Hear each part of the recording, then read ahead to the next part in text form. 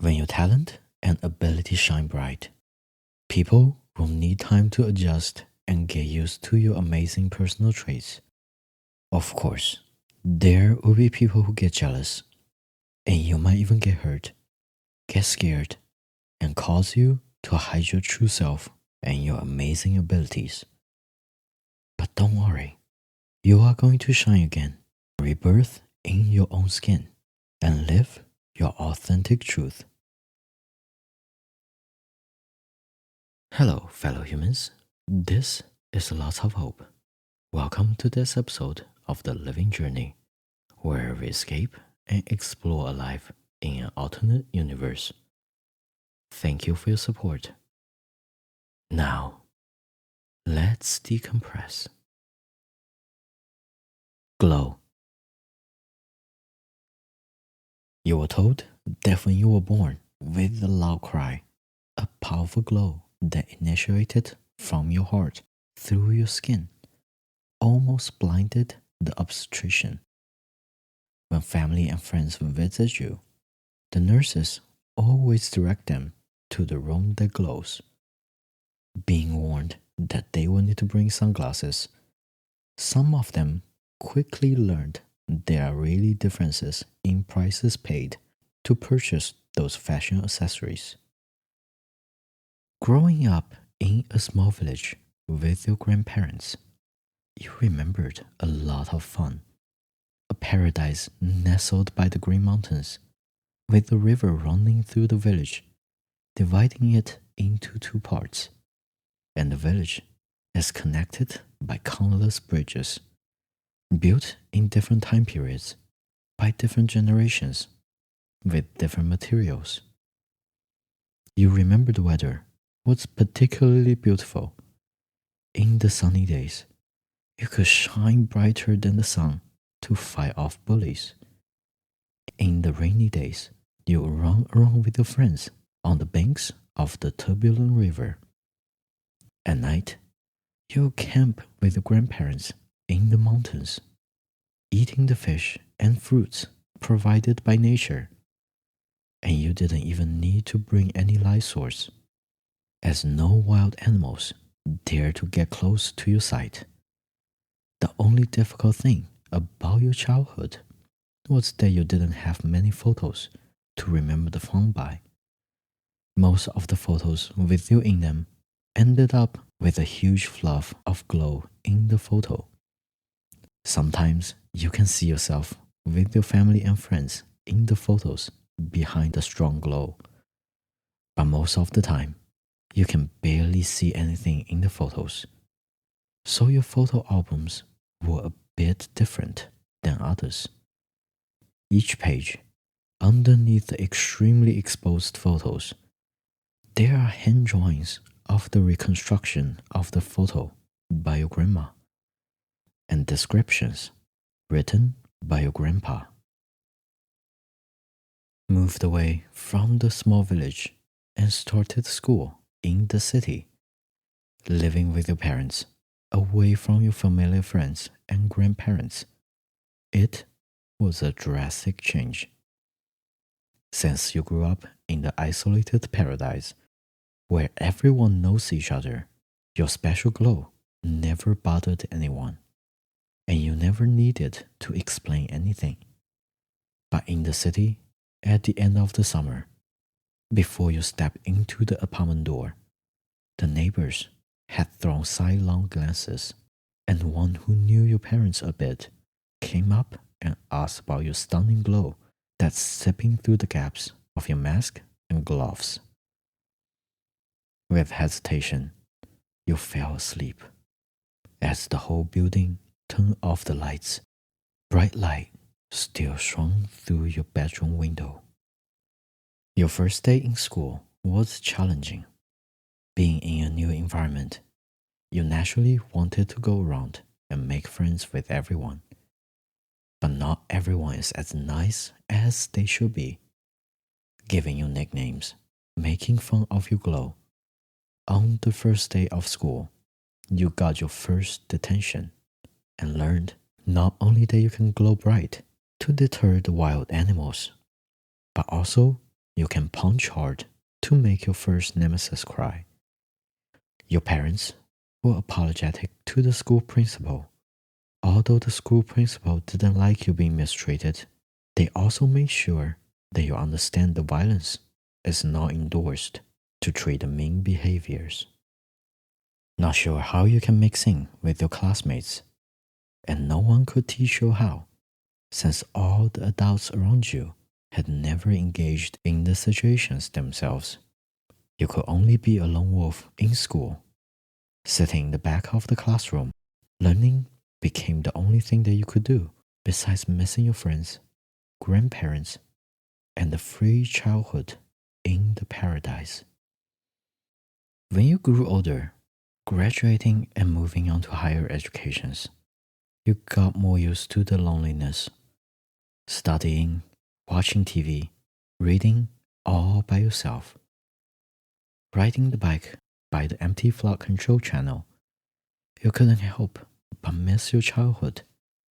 Running with your friends in the rain, feeling the coolness on your skin. Being stubborn, you stopped covering yourself with fabric. Chasing the freedom to stay cool and pretending to overlook the intolerance. Sometimes you had to escape into your memories to find comfort. But your memories were as dry as the channel. You could barely remember too many details. Arriving at the library, you walked straight towards your quiet corner seat after greeting the friendly librarians. Even with yourself being completely quiet, your glow still caused a small disturbance. Some students were annoyed. Some were annoyed but were still friendly. And a couple of them squinted their eyes. After they got used to the glow, they opened their eyes and smiled at you. Trying not to further distract people, you didn't stop to wave your hands. You turned around, respond to the kindness with a smile, then continued your pace to get ready to study for the final. Arriving at the unofficial outcast desk, you realize it was already occupied. Surprisingly, it was your school cheerleader who recently got trapped by a nasty rumor. Seeing you, the cheerleader smiled like usual, with just a little bit of sadness in her face. She moved her sprawling presence on the desk, stacked unnecessary books, notepads to one side, and made space for you. Sitting down, maybe just you feeling bad for her or relating yourself to her situation. You told her, I don't care about the rumors, real or fake. You are a nice person, always have been. I like you. With a smile, the cheerleader stood up and gave you a hug and told you, thank you for helping me realize about myself. Within an hour, you could feel your posture of reading and studying start to collapse. Your back felt sore, and the spine started to feel the pressure of supporting your upper body. So you stretched, being unaware and too used to being alone in this corner. You accidentally hit your elbow on the cheerleader's head. The sound of your apologizing broke the silence of the study hall. Quickly, you looked around to show your apologies. Then when you looked back, you realized that the cheerleader hasn't turned the page since you arrived. You couldn't help but show your concern, questioning if your presence disturbed the studying process. The cheerleader denied it and told you it was the rumors that caused the obstructions, causing the mind to be preoccupied, while admiring you being unbothered by others' opinions. The thought of being beaten by the rumors and failing the class combined together became a monster that petrifies the bravest hero. You pretended to be as unbothered as you were described, comforting the cheerleader, and resumed your study back in the bed before falling asleep. You were troubled by the cheerleader's admiration, believing that you are such a cool, easygoing Lone Ranger. You felt the pressure to keep the appearance, yet completely disturbed by how much you crave to make friends and have the fun, youthful experiences and be normal. Sometimes the contempt that you felt was so awful, when you pretended to ignore it, it turned into a barb, stabbing into your skin, day after day, time after time. The wounds healed, but left the painful particles inside of you, causing aches at the most unpredictable moments. Worrying about final exams, you once again choose to pass over your feelings, refreshing the memories about the practiced exams over and over again until falling asleep. Soon, the competitive you found an internship at the local architecture firm.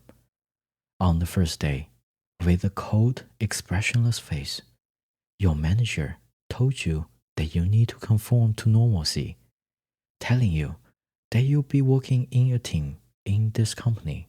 No one can finish one single project all by themselves. You'll need help from others, and you will need to help others. Your special glow will be too dazzling for others. Try to cover up. Realizing the hushed tone, the manager continued, if you want to work it out in this industry. The conversation embarrassed you, but as usual, bearing your discomfort under the brave face of posed I am who I am, greeting your new colleagues in your normal attire, then realizing that they can barely look at you directly in your eyes, fingers pointing to the blueprint and brightness from your hand automatically blocks the sight of your coworkers, let alone working with you comfortably. All of it you had gotten used to. One group project after another, you had experienced similar challenges. It was hard to connect with people, since it takes a while for others to get used to your glowing skin, making it hard to build friendships. And small frictions during the daily communications can cause a huge problem. Remembering the nightmares of bickering, serving tea and receipts while pretending that you didn't care. It was exhausting. At night, going through your wardrobe, finding as many thin and breathable long sleeve shirts and pants as possible. You couldn't find any thin gloves but snow day thick gloves.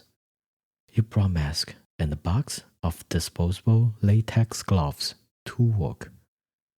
Although people at work were being as cordial as they could be, each time you saw your reflections on the darkened screen or mirrors, you could feel the others judging you in the back of their minds. That's why you didn't want to be covered up. But to advance in life, you had to compromise, making the best that you can to gain as much experiences as you could and do the best to hide your anxiety and the confidence that was slipping away. Working hard to achieve more, you stayed after hours when the cold, ruthless manager walked by the fully glassed conference room where you and your coworkers had been tirelessly working.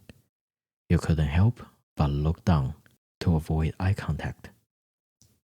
Dressing in long sleeve, gloves, and a mask, although in a well-conditioned room, your back is still sweaty, as your fingers were already wrinkly. Don't know why the manager is so mean to me. You were so tired. Your thoughts just slipped right out of your mouth without guards. Not really, one of your coworkers quickly replied to you. You probably didn't know The manager actually complimented you the other day, saying you are a great kid. Being shocked by the surprising praise, you couldn't help but feeling the joy and smiled under your thick mask. Looking at your reflection, the fully covered face, body, all the way to the fingertips, the unfashionable look, although it looked unsophisticated, seemed to hide your unreasonable shame of glowing. And when the project was finished and approved, you felt much better. The feeling of accomplishment was indescribable. At the end of your internship, you went through 5 boxes of latex gloves. Being called into your manager's office, you were surprised with a dozen black cotton gloves as a parting gift. The manager told you, I have a friend who works at the museum. They wear these gloves all day, every day. I could only find the white ones. Since I still see the light glows through the white fabric, I dyed them black. Hope they make you feel a little more comfortable. Over the years, you confined yourself to long sleeves and covering yourself up as much as possible. In some sense, you choose the weird behavior to cover the glow that made you feel abnormal. In the beginning, you would take off your long sleeves when you finish your meetings with your colleagues. Then, for convenience, you wore the long sleeves all the time, no matter what the weather was like, to block the glow from disturbing others. Even your summer shirts were slightly thicker than what you were comfortable with. But for your career and the efficiency to progress with the projects, you were willing to compromise. So, after a long day of meetings and endless changes to the architecture designs, you got exhausted. Barely had any will to do anything but get home. You stopped taking your long sleeves off. Sometimes even the gloves stayed on until you were home. The good thing is, you were progressing in your career and had made friends at work, hanging out after work in different restaurants, bars, or even at someone's apartment. You hadn't had fun like this since you moved out of the village. One harsh and humid day, even in the early morning, as you were leaving the house, you felt the discomfort from the heat. Couldn't imagine what the rest of the day would be like. You still put on your long sleeve shirt. Arriving at the construction site with your coworkers, it was a tall building. With the core structure completely finished, you guided the crew onto the construction elevator next to the concrete staircases and got lifted high above ground. Standing in the skeleton of the skyscraper, with no walls but a thin layer of safety net around the building, you felt a bit frightened. One of your coworkers noticed your insecurities, and you told them that you were okay and would power through the checkups and the inspections. Even with the sun boiling the moisture around you, with the discomfort from the air that even made your colleagues quit and taking breaks after breaks, you still didn't want to take off those long, thick fabric.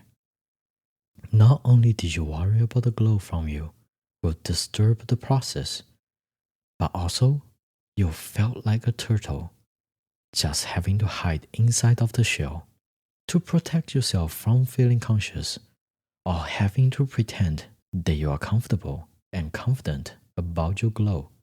You kept a thick gel on your skin.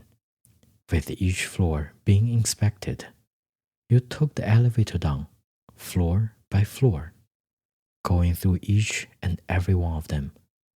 You didn't take the stair down, as the concrete core is not only extremely dark and dangerous, but will also drain extra energies out of the whole crew, as you are only halfway down.